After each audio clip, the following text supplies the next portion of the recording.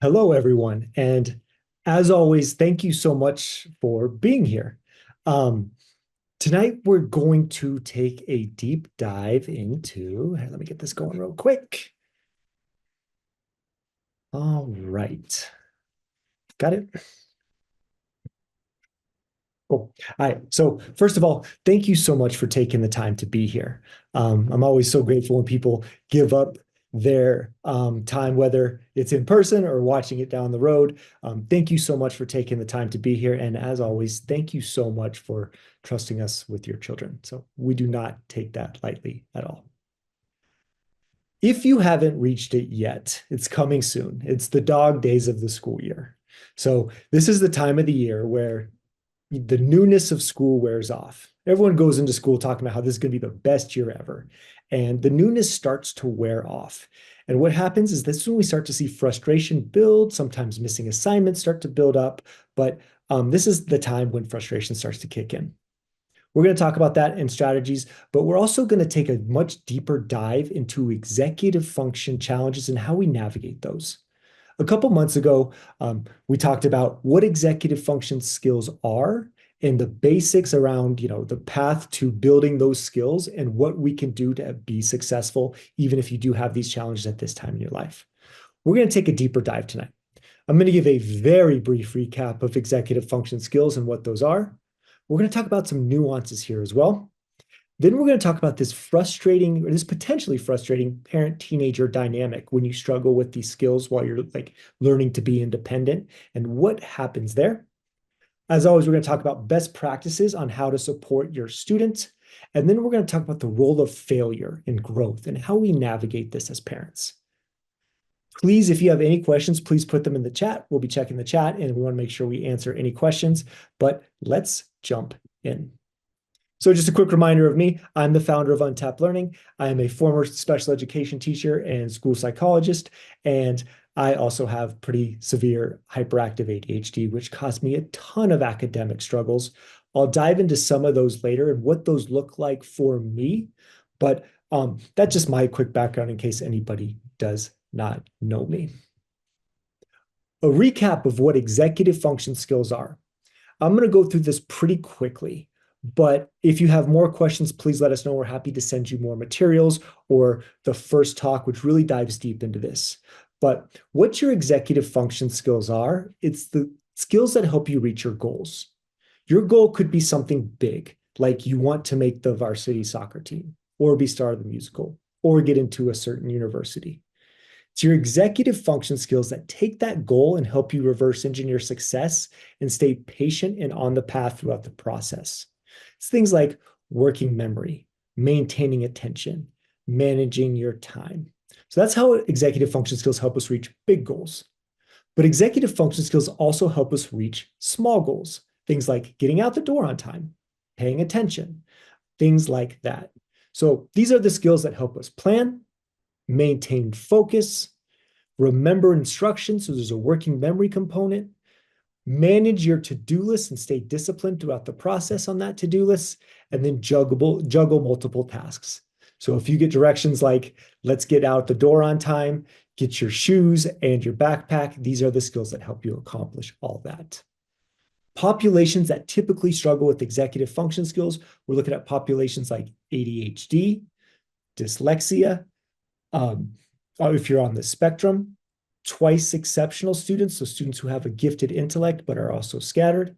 If we're recovering concussion, and a lot of students who don't have a diagnosis, they just tend to not have developed these skills yet. We also look at mental health challenges like very high levels of anxiety, and God forbid if you're in a depressive state, these are the skills that kind of turn off. So that's who we're talking about when we talk about executive function skills and populations that struggle with these skills. Again, quick overview.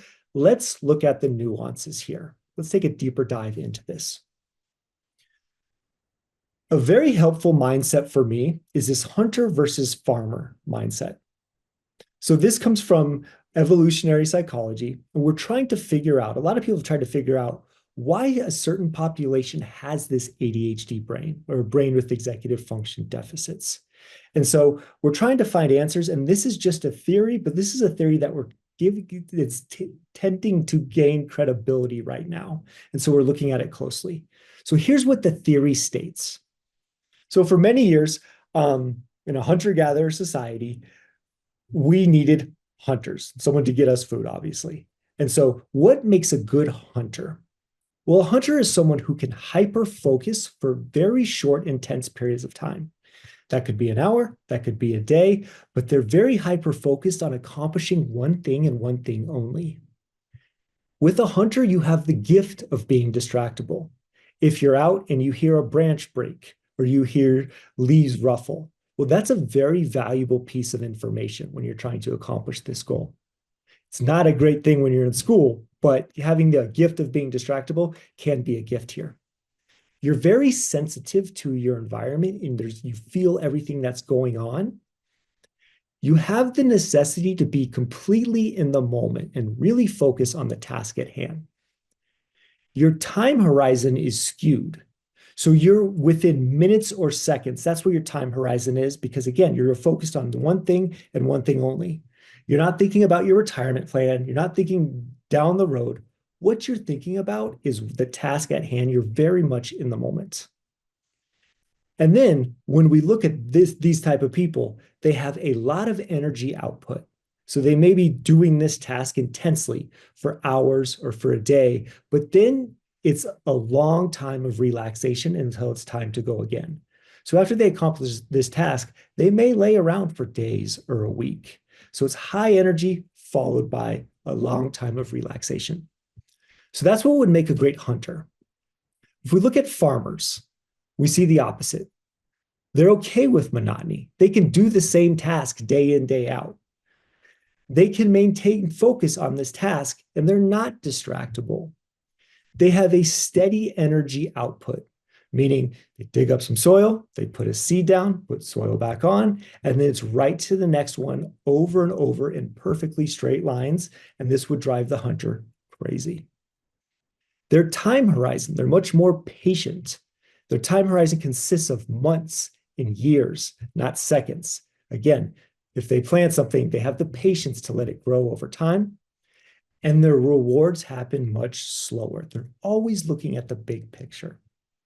I'm sure you can guess by now, but the ADHD brain, or your brain with executive function deficits, many people think that evolved from this hunter mentality. We're distractible, we're very in the moment, and that's why we have these type of brains according to this theory.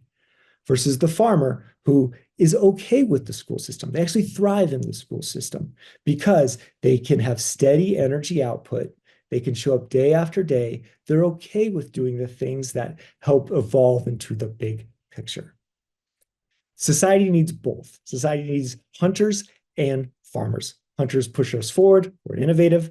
Farmers are the ones who are reliable, who get things done. We would not want our accountant to be a hunter on Untapped. That would probably get us into trouble. We need someone who's not doing our taxes in an innovative way. We need someone who is reliable, does it day in, day out, and can look at the big picture. So this has been a great mentality for myself and other students that we talk to because it kind of puts things into perspective, and we'll keep revisiting this throughout the night. So using that metaphor again, one of the frustrating things about a lot of our students is these EF deficits can often lead to inconsistent performance. So we see hyperfocus. When our students are really interested in something, they get in really deep and they do amazing work. But then they really struggle on starting things and starting assignments that aren't that exciting to them. Next, we see unpredictable output. So there may be a poetry assignment that's worth 5 points. And if they're interested in that assignment, they may put in 5, 10 hours and create this beautiful piece of poetry that they just crush it. But then they may not want to do a summative that they may not be interested in worth 100 points. The output is unpredictable, and sometimes we focus on the wrong things based on where our interests lie. This ties into sometimes our effort does not equal our results. And this causes a lot of frustration if you do have this deficit yourself, and for families as well. When you tie all this together and over years, it has a big impact on self-esteem. we feel like we're trying really hard, but it lowers self-confidence if we're not consistent, or maybe we're not getting that positive feedback, or we're missing, we may do 8 assignments out of 10 and miss those two, and that leads us to a failing grade in a class. So it has a big impact on self-esteem over time. Here's a pretty common example of what we see at Untapped, and I think this sums it up nicely. We'll have a student do a science project and do something that's near the best in the class or best on the grade. They give their all to this science project. But while they're doing that, all the other grades drop to D's because this is where they're focusing all of their attention. They have that hunter in the moment mentality where they're focused on one thing, and all the other grades come down while they're really working hard on that one thing. So the first nuance is this inconsistent performance we see with these executive function deficits and how that ties together. The next one, and this is one I've really been focused on working hard with on students recently, is that when you struggle with these executive function skills, they often get correlated with poor character, which is just not the case.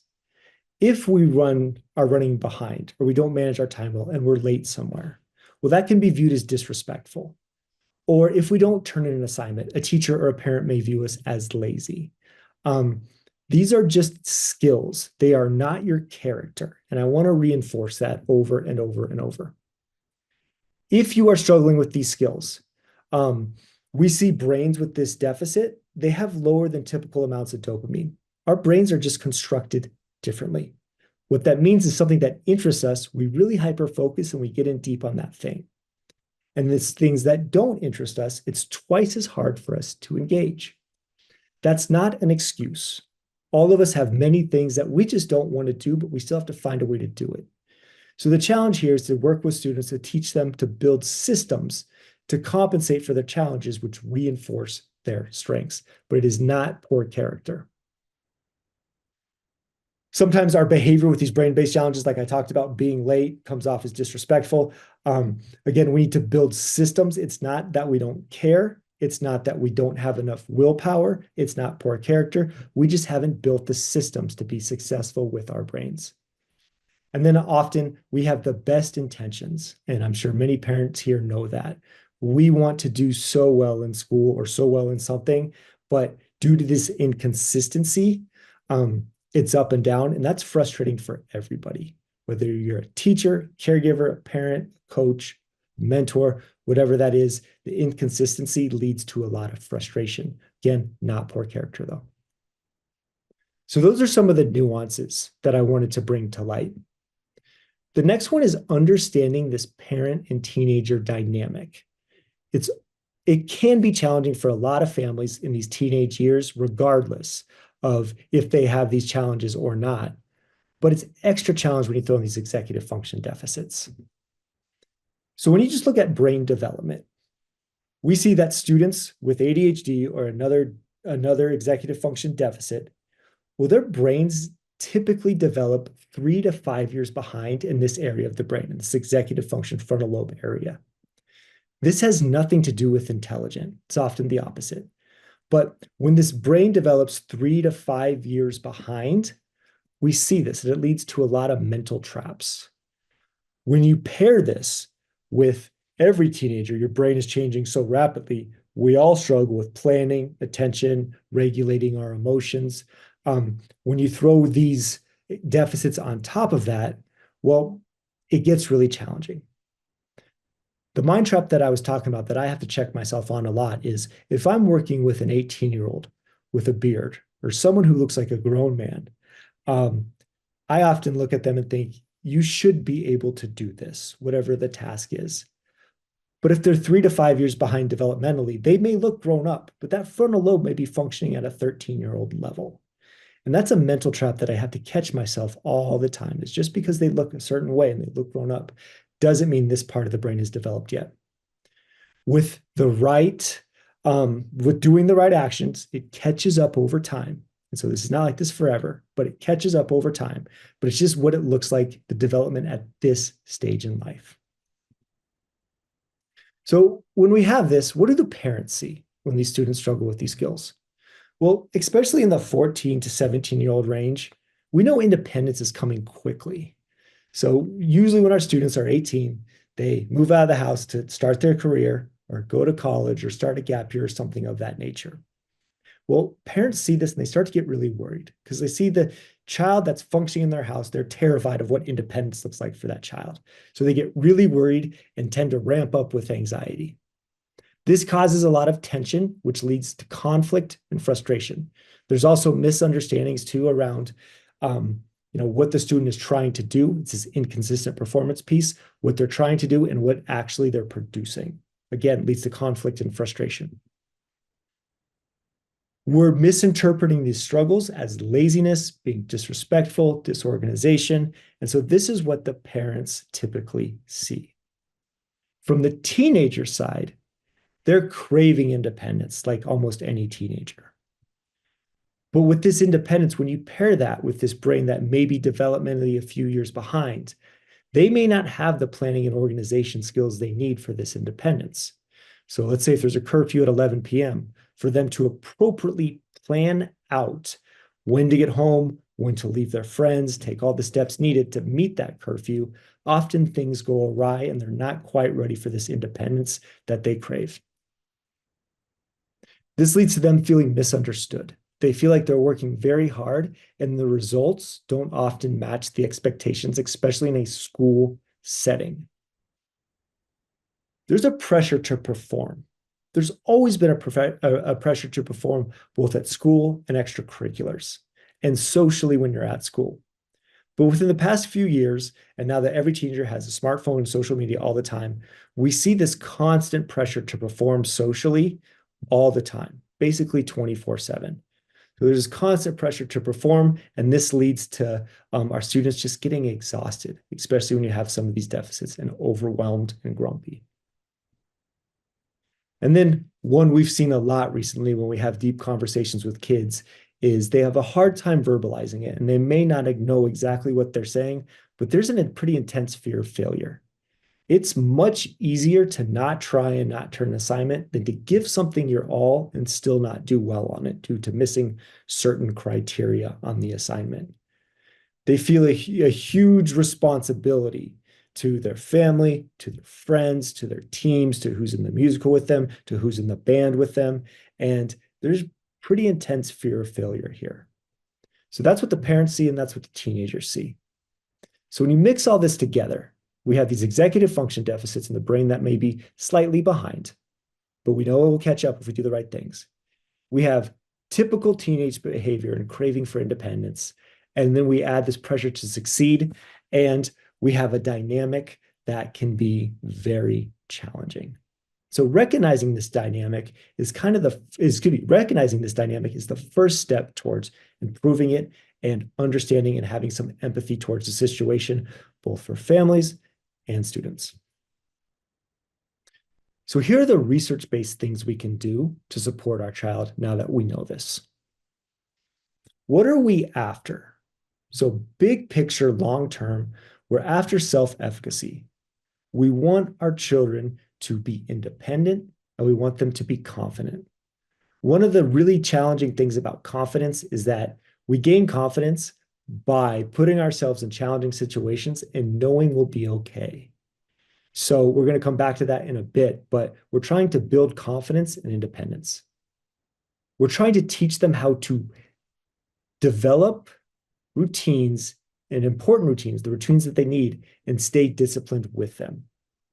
We know routines are one of the miracle interventions we can have when pulled off correctly for students with executive function deficits. They significantly increase productivity and decrease anxiety.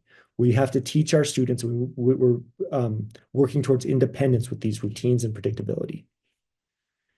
Next, we want them to be able to create systems. We'll talk about this a little bit with dyslexia later, but when you have one of these challenges, there's a lot of gifts in this, but only if you systematize your weaknesses.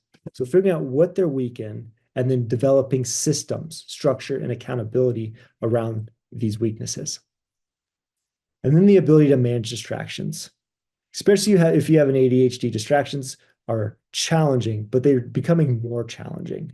There's so many things and people trying to grab our attention. I know the mindset The one piece of research I cite more than any other research at Untapped is a study out of Cal Irvine. And in this study, they got participants into peak attention. So they were measuring brain waves and they got their participants into peak attention. Then when they were in peak attention, they had a cell phone go off, whether it was with a notification, text, or call. And then they measured, after the cell phone went off, how long it took back to get into peak attention. Well, it took an average of 23 minutes after you check your phone to get back to peak attention. Helping our students understand research like this so they can learn how to build a life where they can manage distractions is really what we're after, especially if you struggle with attention to begin with. So this is really what we're after. We're after helping them build a life that promotes their strengths and creates systems for their weaknesses. We want independence here.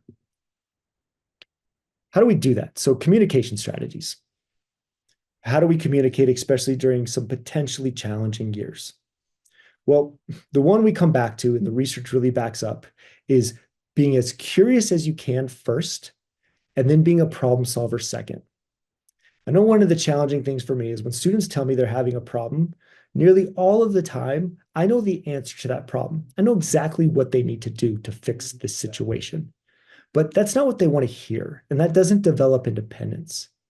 So if we can be curious, which is hard to do, especially when you know the answer, if we can be curious first and a problem solver second, there's a lot of research backing that up, and I know students really appreciate that.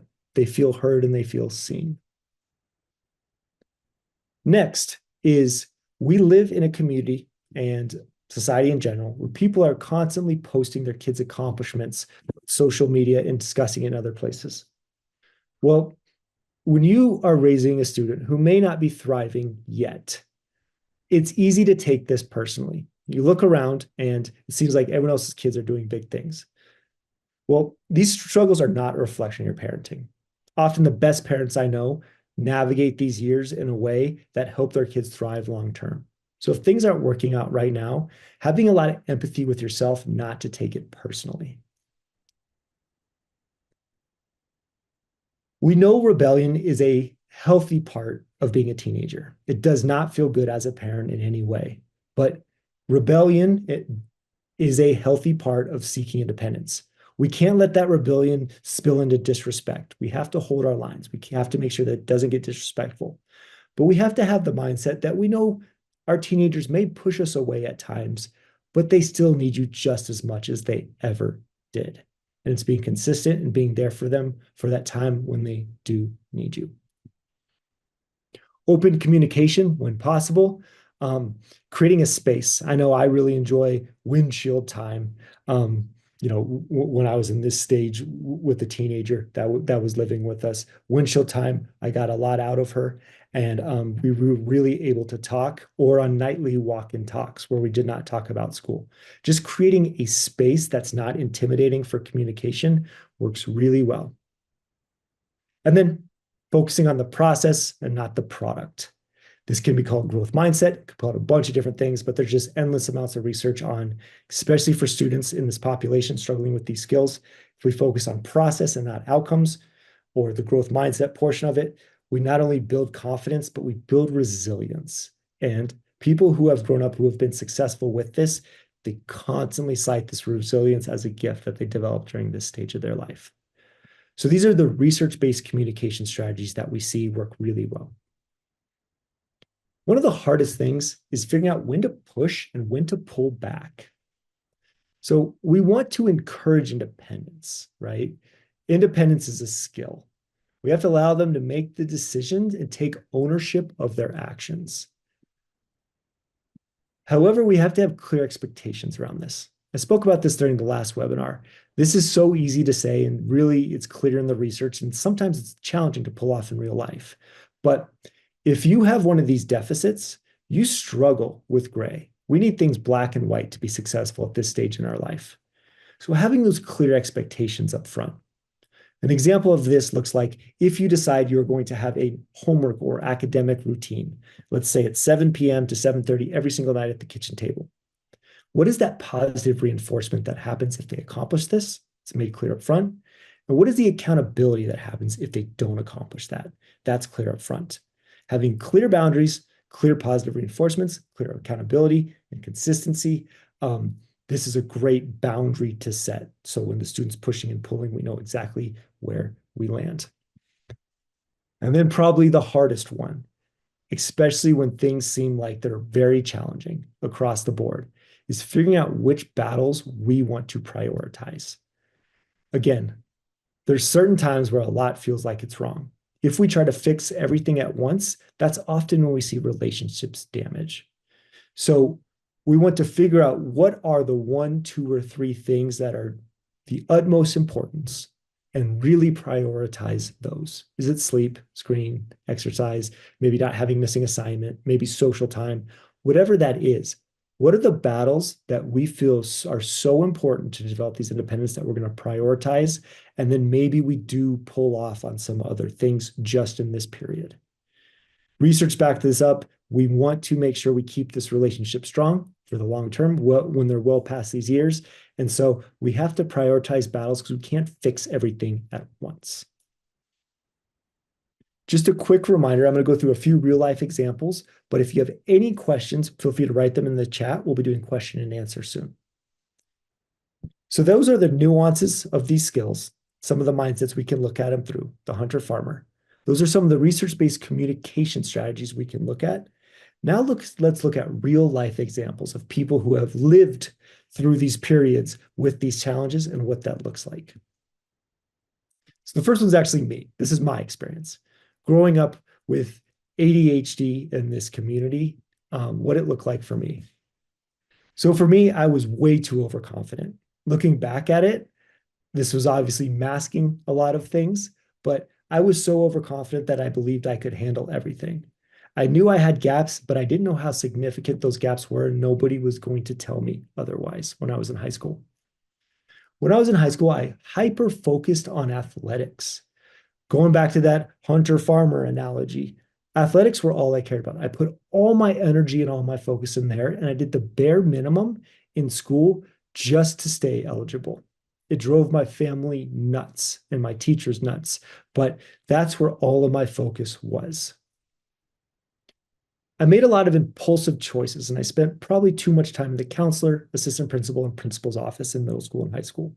Thank goodness I didn't make too poor choices, but I was very impulsive at this stage in my life, and these social decisions and impulsivities got me into a lot of trouble, and that just made me more defensive.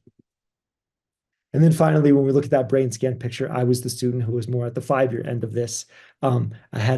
I had delayed maturity, and I had to really I had to face challenges when I was ready to face them later on. Maturity was low, caught up over time. I think some people would maybe tell you otherwise, but I struggled with this delayed maturity piece. So having ADHD, I needed natural consequences. And for me, those really hit hard in college when I was bombing out of school and struggling in athletics. I needed those natural consequences outside of my parents to reorient my behavior. I have wonderful parents who were patient with me and set clear boundaries and kept the relationship strong, but I needed the natural consequences because I was an absolute handful. That's what it was like growing up with ADHD. When we look at a student growing up with dyslexia, maybe a different executive function deficit in their teenage years. This is actually Tyler, my younger brother, who manages the sports stable and is now working with very high-level students. But what did it look like for him with dyslexia growing up with one of these challenges? He had a very severe fear of reading aloud. His reading level is still very far behind, and luckily he systematized that. But he had a very significant fear of reading aloud. This caused a lot of overwhelm in class, and because he was so anxious about this, he wasn't learning any of the material, and that's when the gaps happened. We actually thought he had some health issues because he was constantly getting bloody noses in class. What we found out later is he was giving himself bloody noses when the teacher was going around calling on students to read. So he was so pre-consumed with that he wasn't understanding any other material in middle school or high school. He felt very behind, and he was behind. Again, when you have one of these challenges, your intelligence is still high, and he sees everyone around him learning faster, which made him feel more frustrated. This caused him to avoid difficult tasks, especially anything reading and word problem related in math. When the difficulty ramped up, his anxiety ramped up, and his learning and these skills kind of turned off. And then he just was overwhelmed by the expectations. Slower you read, and when you progress through school, the higher expectations become. You have this constant overwhelm. So people often speak about the reading side of dyslexia, but very few people understand the high anxiety involved in this dyslexia and the overwhelm of schoolwork that ensues. So that was his perspective growing up with dyslexia. The last one, and this is one of our managers who many of you probably know as well. This is Maddie Webb. She was built very different than us, and she had a very high level of anxiety, but a perfectionist. She was a perfectionist. So we see this a lot with our students who may be in AP or IB classes. Same deficits through a different lens. So she really avoided social events. When she went out, she really enjoyed herself because she was constantly looking around, feeling anxious about how her actions and her interactions went. There was a repetitive checking piece. She would repeatedly check instructions because she always felt, no matter how hard she worked on it, something was missing. She was missing something important. Also, obsessive checking of directions. This led to sleep struggles and replaying the day over and over in her head, unable to calm the brain down. And then obviously, when you don't sleep, you're going to have morning anxiety and you're going to feel sick. This starts to snowball on you. And even though she has A's and B's in school, anxiety ramps up. And she wasn't ever present because she was struggling with these skills and constantly worrying.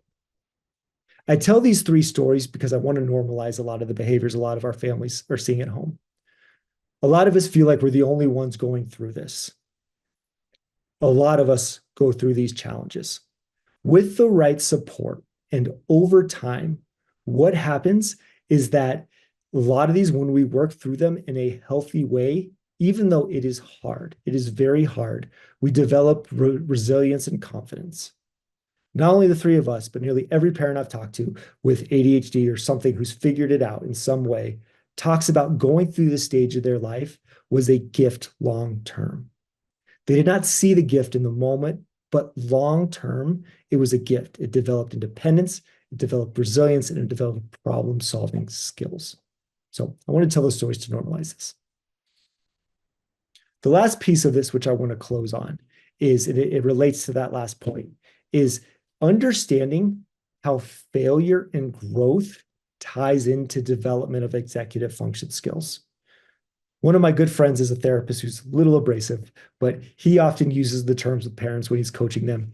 He's like, I can't tell if your student has an executive function challenge or if you're just doing everything for them and they're not developing these skills. So it's giving our students the space to fail and grow from it in a safe way. Here's what the research says. So again, we want to allow for safe failures. This is not big failures with the police or anything like that. We're talking small failures here. So maybe if a student is late to soccer practice, coaching them and having them talk to the coach and talk about what happened and why it happened and having those natural consequences. Having them talk to their teacher and explain what happened and why it happened and receiving those natural consequences. When we're building this independence, we want to be a guide, not a fixer. Whenever we can be a mirror for our students, it tends to work really well. If you have one of these executive function deficits and you're developing these skills, we struggle with self-assessment at this phase in our life. We may not really understand why things are happening the way they are. So anytime you can be a mirror to their behavior and reflect what's going on without solving it is very helpful, and it develops this self-reflection. Obviously, encouraging ownership and accountability, and then promoting reflection. They're typically in a defensive state after some type of embarrassment or some type of failure occurs. But after you give it time, if the opportunity presents itself, maybe on a drive, talking about, okay, you were late to school again. What happened? What was your process? What did you learn? Why did this happen? What's going to happen next time? Asking as many questions as possible, not to fix or solve anything, but to be a mirror for their behavior. That's what develops these skills. Again, going back to three people I talked about, all of us talked about what a gift failure was in our life and the ability that we were allowed to fail, and that created a tremendous amount of learning. I don't think I've ever had so much brain development or learned as much as I did when I was bombing out of college and I had to figure out all this stuff and put in systems in my life, how to talk to professors, how to balance everything. You tend to learn a lot from natural consequences. Reframing that as an ability, as a opportunity to grow versus another opportunity to perform. A lot of research backing that up. I spoke to it before, but one of the biggest gifts of growing up with one of these challenges is the resiliency that you have to make it through.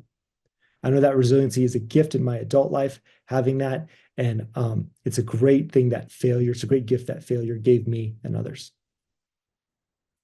And then finally, normalizing it with yourself and with others. A lot of people in our community are struggling with the challenges that I talked about. A lot of students are. It's just part of the process for them reaching their goals and being successful. We can't get from beginning to end unless we do have some failures along the way and we learn from them and we have people who reflect those failures in a way that feels comforting but firm and hold us accountable. So that is what I want to close on. Letting your kid fail and giving them the opportunity for growth after these safe failures, very helpful. So I want to answer a few questions now that came in. So the first question is, if the ADHD brain has a 3 to 5 year lag, is there evidence that shows many of these teens will outgrow it? Great question. I know this is where a lot of my passion comes in is right now it feels like a lot of our kids, especially with ADHD, it almost feels like a boomer bust type of thing. Like a lot of them are getting very defensive and almost shutting down due to the constant failure. But then we see there's some crazy stat like 50% of our CEOs, entrepreneurs, leaders have one of these executive function deficits. So a very high percentage of people who are leaders who have this thing. So to answer your question, will they outgrow it? If we do the right things, yes, the brain does catch up. And so the right things is teaching them how to develop systems, teaching them self-understanding, self-assessment, and basically building a life that works for them. So yes, we see that part of the brain mature. Great question. Next question. How do you support teens in managing the fear of failure? So that's such a hard question and a great question as well. We can support them, first of all, by just having this positive reinforcement at home. So we always say 2 pats on the back, 1 kick in the tail. The typical kid with ADHD gets 20,000 more negative comments than positive comments by the age of 10, and then it goes up from there. So just having a supporting environment does so much for our students. But it's really just praising the process over the product and this growth mindset. And it's rephrasing, what failure is. If you give it your all on something and it doesn't work out, what can we learn from it? But that's not really failure, even if that's what your test says. So process over product. Not focusing on the outcome here has really big long-term impacts. And I think that's pretty well known now, especially through what Carol Dweck's work in the growth mindset series. Thank you guys so much for the questions. These are great questions. How do you get them through high school? That's a great question. I always have some imposter syndrome asking this, how to get them through high school, since I didn't exactly thrive in the academic part of high school. First of all, you got to have the long-term view here. One of the realities of this situation is that these kids are going to need you for a long time, 20, 30, 40 years down the road. They're going to need you. I'm most protective over that relationship above any grade and above anything else. Going back to the hunter analogy, a lot of these students are like hunters. They're not made for school. They're not made to manage 6 or 7 different subjects. They want to hyper-focus and get really good at one thing.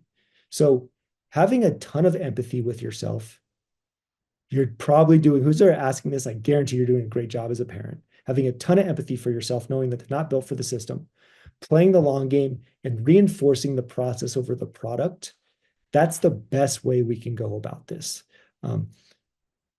If college is something that you're looking at, I know that's what a lot of people get worried about is how are they going to get into a great college? A great college is a college that works for them. And so sometimes it may not be Harvard or something else but we've got to find a way to give them the skills for independence and help them build a life that works for them versus going after some name brand college. So yeah, it's a broad question. How do we get them through high school? Focus on process, positive reinforcement, having a ton of empathy with yourself. Whatever you do to take care of yourself, I always say for parents, take care of them more, do that more over these next few years because it can be a challenging ride. And again, a lot of these students that rebel, they have so much in them, and we see them thrive after if we keep doing the right things. Next question. Can my kids' Untapped learning mentor share this presentation with them? Yes. Yes, I will make sure to get that to everybody.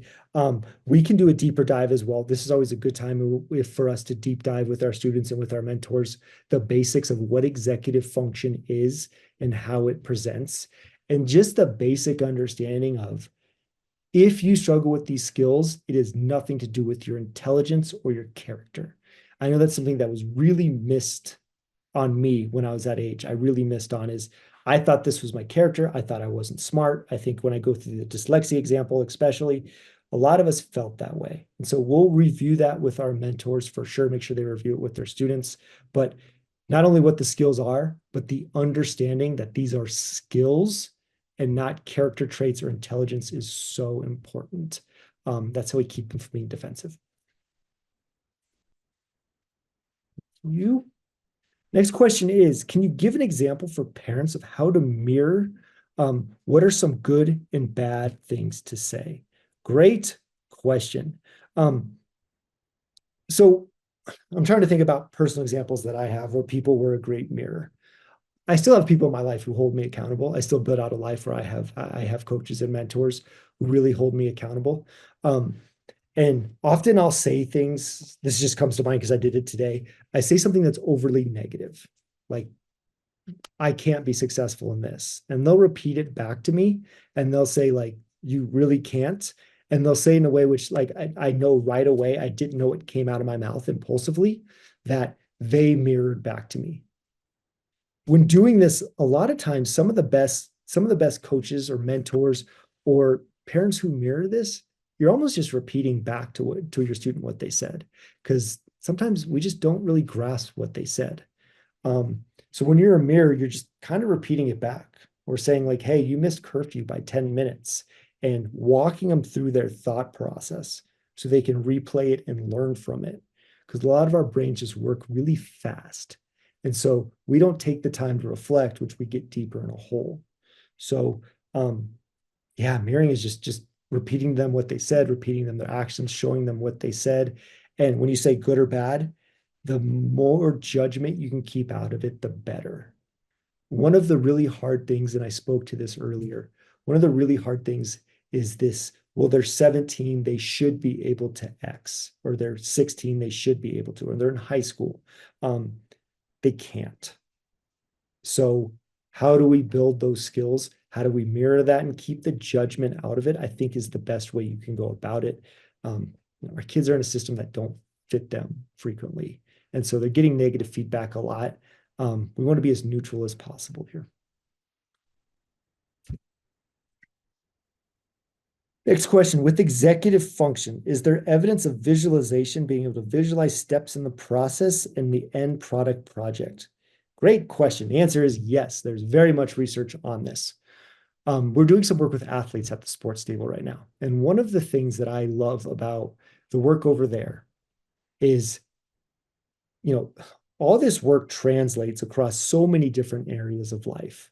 So what I mean by that is elite athletes visualize before a game. They run through what a good process would look like, and they have this pregame routine where they visualize. Well, the research on that is the exact same on the research if you're not an athlete, if you just struggle with these skills, whether it's having a mindfulness practice or a visualization practice, or even a routine before a time where you get anxious, whether that's a game, a test. I have a pre-presentation routine because I get really nervous before presentations. It's all the same calming of the brain, calming of the frontal lobe, turning the amygdala off, and getting us as present as possible. So yes, if you can get your student to do it, visualization is a great way to do it. Your question with visualization, the steps in the process, the only thing I would add is once they visualize it to write it down and then going back to the mirror question, being able to mirror that back. It's like, okay, here are the steps you said. Do you think there's anything missing? Instead of jumping in and telling them what's wrong. We may need to get there, but having them work through it mentally, if they'll let you do that, is a great way to do it. These are phenomenal high level questions. Holy cow.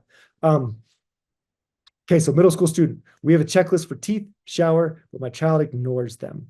And it finally gets done, but it's all on me. Is there a better way? Shoot me an email about this. I would love to dive in deep on this because this is always obviously there's a lot here. But if you have done everything as a parent, you're giving directions visually and verbally. We're giving it through multiple modalities.